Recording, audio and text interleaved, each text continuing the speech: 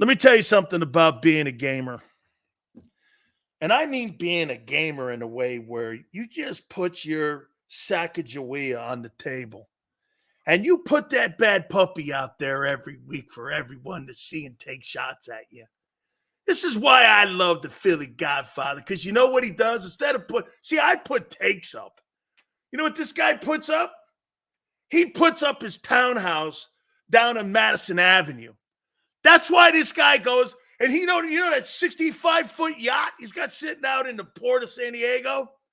He puts that bitch out there too, and he goes, see, Sells, you're a prognosticator. Me, I'm a problem solver here. Sometimes you get the shells, sometimes you get the eggs. And this guy, most of the time, he gets the egg. Our good friend, Philly Godfather. How you doing, man? Good, man. Even a wise squirrel steps on his own nuts sometimes. Yeah. Hey, man. I'll tell you, I kept feeling for you too, man. You know what? Are you not in this position now? Get this. Mahomes is an underdog right now, also in the Super Bowl, and I'm doing this. I think I'm done with that. Dude. Well, you know what's crazy about last week? I actually won more wagers than I lost, but I ended up losing money because I had some big money on Baltimore. But whoever came up with that game plan, whether it was Harbaugh, his offensive coordinator, I mean, what were they thinking? They ran the ball all season. They played bully ball. You're playing the Chiefs, who have one of the worst run defenses in the NFL, and you decide to have Lamar drop back and pass the ball for 270 yards, fumble the ball, throw an interception. And you know what happened at the goal line, which was nuts because they were still in that game. And it was just the worst game plan I've ever seen from such a smart and talented head coach. It just boggled my mind. How have you done for the year, though? Oh, no, we killed it. We kill it each and every year, man. We're booking the bookmaker. I tell people all the time, you know, you start getting booked from the day you're born, right? As soon as you get the Social Security number, you're getting booked. As soon as you buy health insurance, car insurance, homeowners insurance, you're getting booked. You got a sports book, you're getting booked because they have an edge over you. And that's why the insurance companies have the tallest buildings in every city because they're booking you. And that's why casinos in Vegas have the most beautiful casinos in the world. And I'm booking the bookmaker, and we make money each and every year. I tell people this all the time. They don't make castles out in the desert of Nevada at Las Vegas because they're losing. Okay? The Vegas Strip isn't there because those dudes lose. All my friends are going because I lived there for 6 years. I lived right behind the Flamingo, by the way. I used to go in there all the time because those guys in there were really good to me. I would do my show from there. And they go like this to me: don't bet on the Strip. This is a little note. Bet at the Piggly Wigglies, the 7-Elevens, because, am I right, Philly Godfather? This is what the casinos do. They got that thing cranked up to like 67% failure rate. There's like a thing that if like 70% of the time you're going to fail at the slots. Okay. And over at the Piggly Wiggly, it's down to like 64. So if you know, that's why when you go to Vegas, you don't play a 5-deck blackjack game. You play a 1-deck blackjack game because you're playing the odds. Hey, every time I go to the table, Godfather, I'm sitting there and I see a guy playing a 5-deck blackjack. I'm like, guy, your chances of winning against that guy are nowhere. Nowhere. God. I mean, the average guy's there to lose. That's why I tell people, if you're going to gamble, don't bet on any table games. Just go to the sports book. It's 52.4%. You got the better chance if you do your homework betting on sports than losing your money betting on everything else. All right. I got a couple. Before I get to some of these prop bets at the Super Bowl, I got to ask you a question here about the great comedy hour that is known as the Philadelphia Eagles. They're at the comedy store known as NovaCare Center. You know, I didn't know Philadelphia had like a comedy store. Then I realized that, oh, wait, it's the NovaCare Center. So now that I know, hey, that's where Jim Carrey plays this Friday, is over at the NovaCare Center because it's like the new version of the comedy store. And the MC's Howie Roseman. Now, let me ask you this. Got me laughing. Will Kellen Moore, in your opinion, maximize Jalen Hurts' ability? Well, if you look at the odds maker's opinion, their odds to win the Super Bowl haven't moved since they picked up Fangio or more. People, want to speculate and say Jalen Hurts is going to come back and have another MVP season. Well, you're speculating. I mean, I like to, look for predictive indicators that help me form an opinion. And I can't say Jalen Hurts is going to come back to that MVP season. If you look at all his starts since he started playing in the NFL, 65% mediocre, one good season. Now, if they lose Kelsey as their center, he's the second most important person on the football field. That's not my opinion. That's the sportsbook's opinion. Because if you see a starting center that's out of the game, you'll see the line move a point and a half. If you see a starting quarterback not playing, you'll see that point spread move 7 points. If you see anyone else not playing, that line doesn't even move. So if they lose Kelsey, who touches the ball in every possession, and we all know how big fumbles and turnovers are, you're in trouble. I heard some trade rumors about Patrick Surtain for A.J. Brown, and I'm thinking to myself, these people are nuts. There's like 5 A.J. Browns in the entire world. You're not going to find another A.J. You got him here. And when he doesn't play for the Eagles, their offensive production numbers, they dip so bad that they become a mediocre offense. You know what that tells me, though, Godfather? Hurts ain't the guy then. I don't want to say that because he did show flashes of brilliance, in that year they went to the Super Bowl. Even in the first half of the season this year, you could say it too a little bit. Right? Yeah. I don't like what transpired, and people can say I'm lying or whatever. I don't like what I heard transpired in the locker room. And you saw it on the football field. He was getting decked sometimes, and you didn't see guys running over to pick him up. So there was a lot of that going on. Now, if he changes his attitude, maybe, I'm not sure. But he's got skills, man. He's got skills. I just don't know if, Kellen Moore, he likes to run a lot of motion more. And that's not what Jalen Hurts likes to do. So I hope, he has a better season this year. I think the Eagles, are headed in the right direction with the coordinators that they picked up, that they hired. But at the end of the day, if you lose A.J. Brown and Kelsey, now you got problems not only on the defensive side, but you got them on the offensive side. So how does that help Jalen Hurts at all? You need the horses. I heard Jeff Kerr from CBS Sports, who covers the Eagles, say this about Hurts and the Eagles themselves in the handling of Hurts. And by the way, I'm not saying it's attitude. I'm saying I think this is a thing.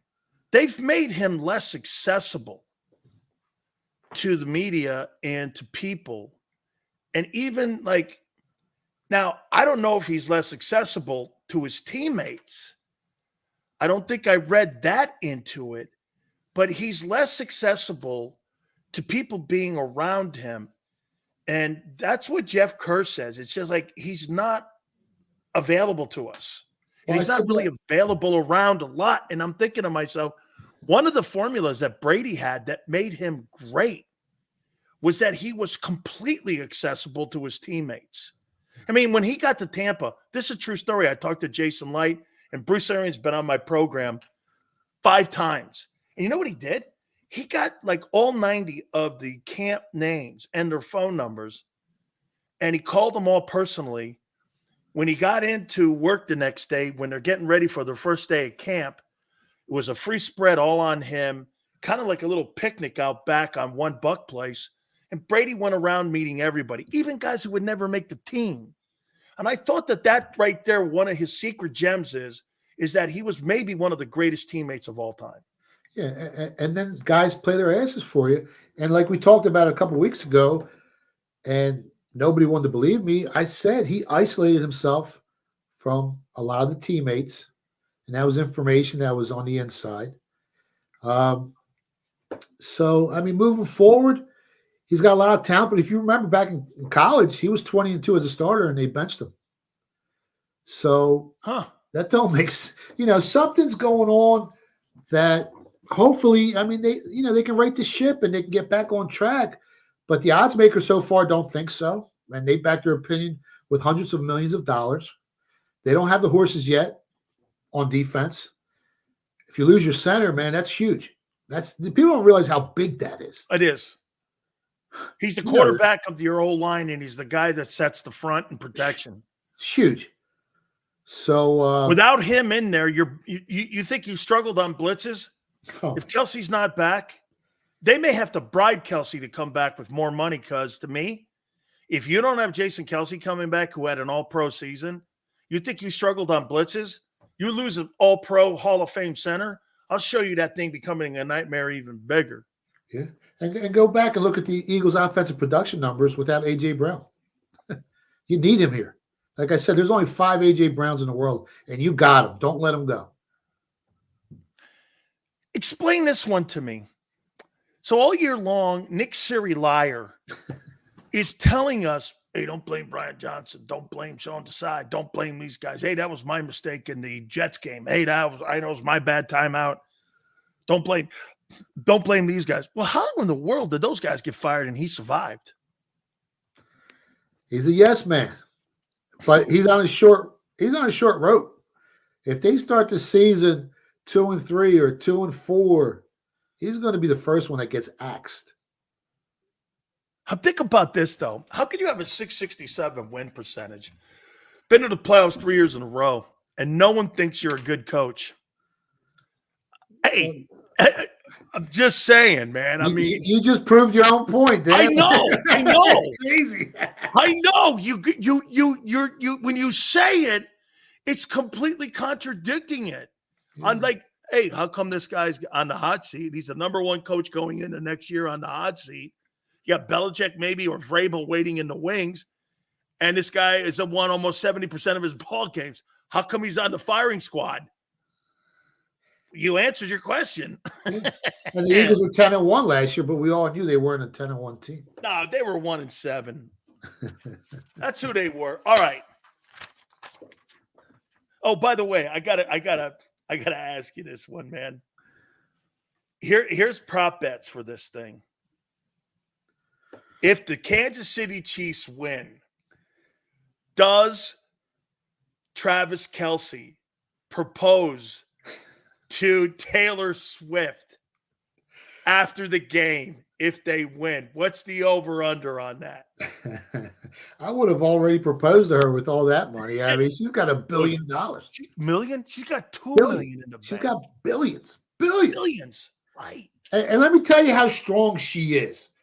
And I was at Target buying a charger because I had to go up to Syracuse to revise some of the chapters in my book and edit some stuff with my team. And there was a soccer mom there with like 12 teenage girls. And this is in South Jersey, right outside of Philadelphia. And they were all wearing Kansas City Chiefs jerseys. And I'm looking at them. I'm like, what's going on here? And then I hear the one girl say, Baltimore Ravens who? And they all started cracking up.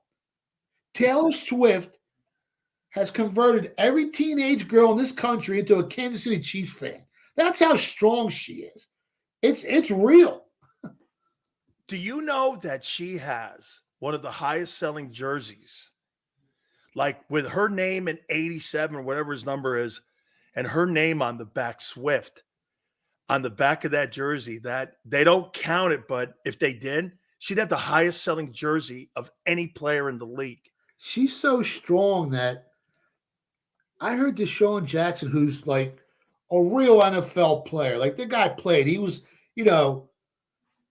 and he said, he goes, you got Mahomes, who's great, Andy Reid, who's great.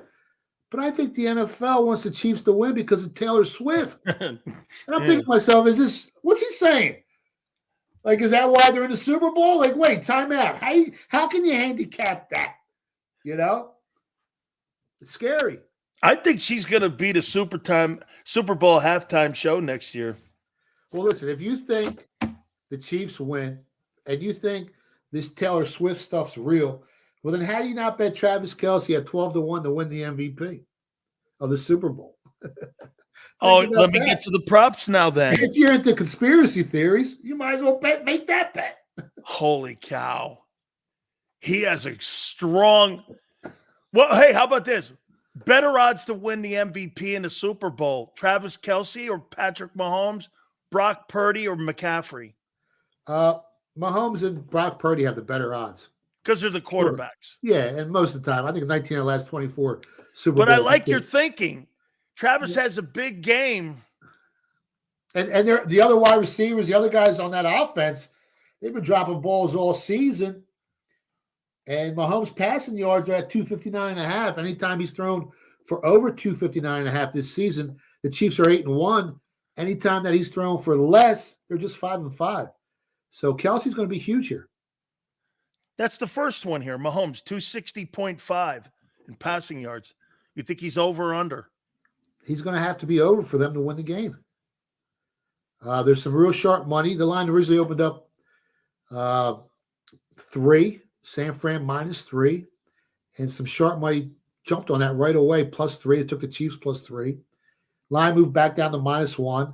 And then another sharp betting syndicate that bets millions of dollars, a lot more than I do, they took the 49ers -1. So if you believe the Chiefs are going to win this game, if you believe the Taylor Swift conspiracy theories, then you got to bet over on Patrick Mahomes' passing yards. Brock Purdy, 242.5 yards in this game in the Super Bowl. Over, under. Anytime he's thrown over 244.5 or 242.5, depending on, I think the 49ers are 10-2 this year. But anytime, he's thrown for some big yards. But anytime he's played a team in the top 10 defense, they lost the Ravens, they lost the Browns, and they beat a Cowboys defense that, was a really top 10. So he struggled. But me personally, I think both quarterbacks throw for over their yardage in this Super Bowl. Christian McCaffrey, 49ers, 34.5 receiving yards. Man, he could break one. That's not something I'm looking to bet for the Super Bowl because, he might catch 2 passes and go for 40 yards. He's that type of player. And the Kansas City Chiefs, they don't cover running backs coming out the backfield on screen passes too well, and they can't stop the run. So, man. Oh, and you want to use him. I mean, he's the ultimate weapon. That's close. 34.5, you said? 34.5. That's from DraftKings, too. Yeah. I didn't bet it. But since he's the man that they need to come up big in this game, but he's a little banged up. Hopefully by Super Bowl he's completely healthy. If he's completely healthy, I say over. Travis Kelce, 70.5 receiving yards. This Taylor Swift thing has my head all I'm dead serious, man. It's clouding your judgment here. Well, no, it's not clouding my judgment. It's, I know what I know. I know what I see. But you can't handicap that over here, You can't handicap. What's his yardage? 70.5. 70.5. It seems low for Kelce. It does too. Game. I think last year his receiving yards were like closer to 100. He's been playing his best football these last 2 games. Yeah, but the 49ers do have a good pass defense. That's a great They defense. got the linebackers that can cover him. That's low. I would say under. Don't make me, Jack. Dan, don't make me do this. Don't make me. Deebo Samuel, 57.5 receiving yards. Say over. I like Deebo over. Christian McCaffrey, 89.5 yards rushing. 89.5. Over? Yeah, he's going to have 100 yards in this game. That run defense is bad for the Chiefs. That's why I don't know why the Ravens, what they run, 9 times all game? Like, dude, you can't win. Pat, when I saw Lamar Jackson have 47 passing attempts, it was over. What were they doing that? I said last week, I said I'd rather him pass for 100 and run for 200. And get this, I don't know if there was a game this year that he had a number like that where he was in the 40s like that for passing attempts. I'm like, what? it was either the worst game plan ever or Taylor Swift. Patrick Mahomes, 25.5 rushing yards. He didn't get that many last week. I thought he'd go over.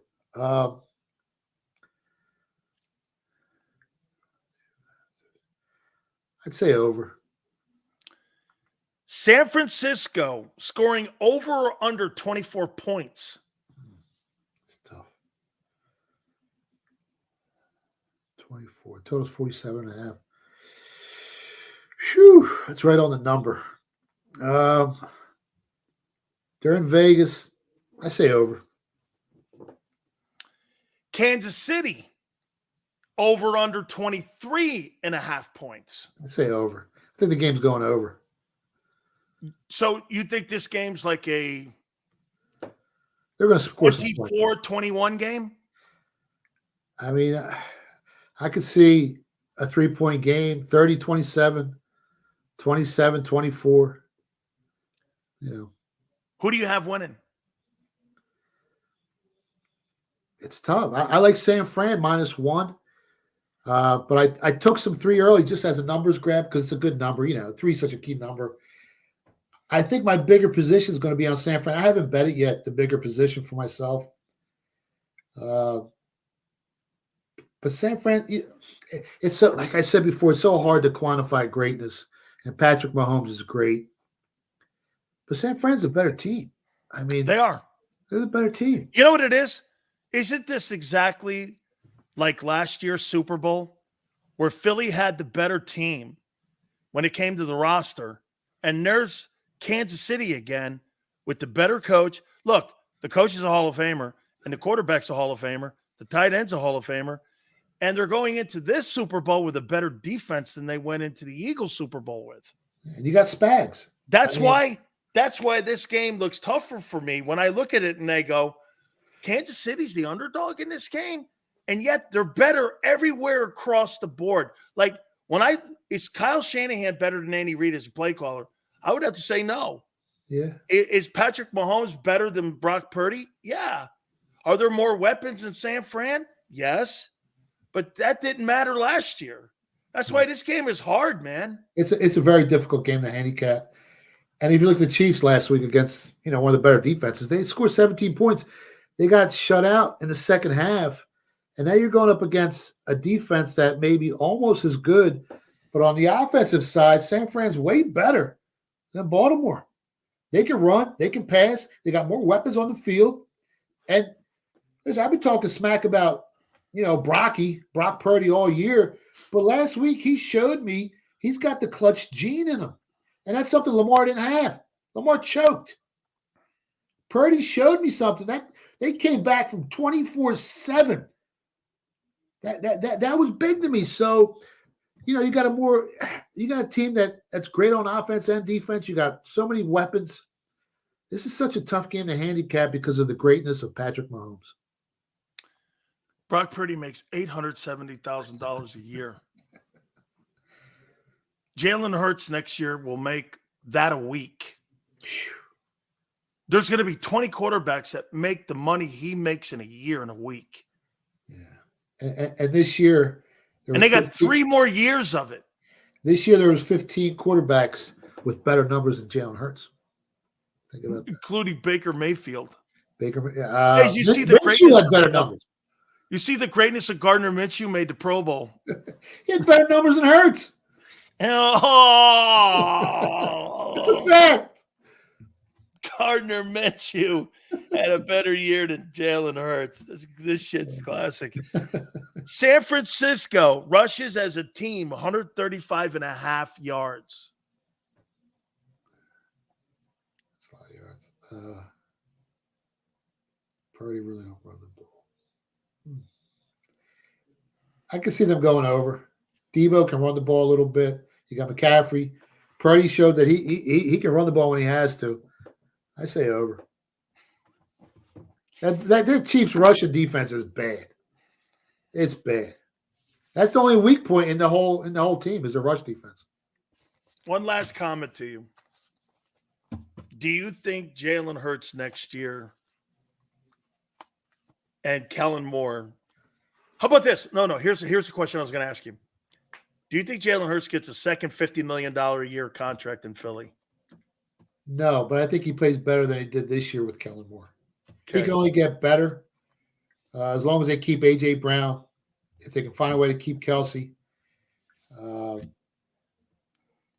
If they do that with Kellen Moore, yeah, he can have a better season. Now, if he doesn't with Kellen Moore, well, then you got to start, weighing your options. Let's be honest. No doubt, because I want him to be. Hey, them hiring him put Hurts on the clock. Yeah, and none of that attitude. If it wasn't attitude, none of that. Oh, I don't want to do this. None of that. I'm isolating myself from other players. None of that infighting. You got real offensive coordinator. You got real defensive coordinator, and you got Sirianni. Obviously, we know what he is, but there's no excuses for Jalen Hurts next year. You